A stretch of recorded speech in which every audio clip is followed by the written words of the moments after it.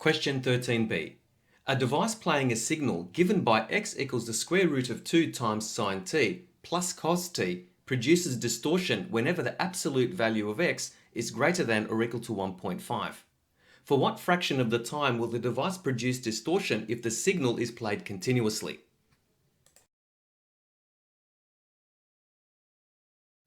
Express x in terms of r sine t plus alpha, where alpha is an auxiliary angle greater than or equal to 0 and less than or equal to pi over 2. So root 2 sine t plus cos t is equivalent to r sine t plus alpha.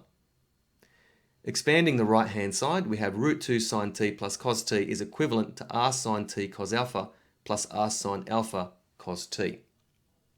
Equating coefficients, we have r cos alpha is equal to root 2 and r sine alpha is equal to 1. Forming two equations in r and alpha, we have equation number 1, r cos alpha is equal to root 2, and equation number 2, we have r sine alpha is equal to 1.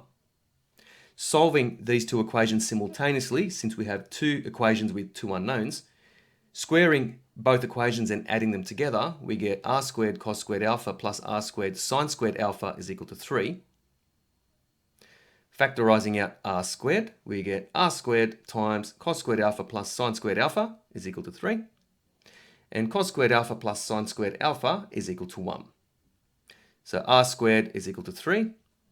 Taking the square root of both sides, we get r is equal to the square root of 3. And because r represents an amplitude, it needs to be the positive square root. Taking equation number 2 and dividing it by equation number 1 to solve for alpha, we have r sine alpha divided by r cos alpha is equal to 1 over root 2.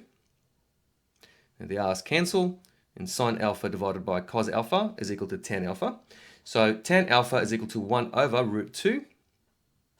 And taking the inverse tan of both sides, we get alpha is equal to inverse tan of 1 over root 2. So x is equal to root 3 times sine t plus alpha, where alpha is equal to inverse tan of 1 over root 2. The next step is to solve for t, the inequality, the absolute value of root 3 sine t plus alpha greater than or equal to 1.5 or 3 over 2.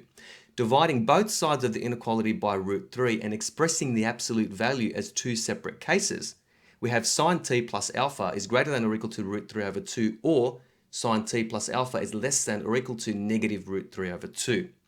Now the value of alpha is unimportant in determining the fraction of time that the signal is distorting. Let theta equal t plus alpha. The period of sine theta is 2 pi. Now the values of theta, where sine theta is equal to plus or minus root 3 over 2, are pi over 3, 2 pi over 3, 4 pi over 3, and 5 pi over 3. And we're interested in the fraction of time that the signal is in these two regions.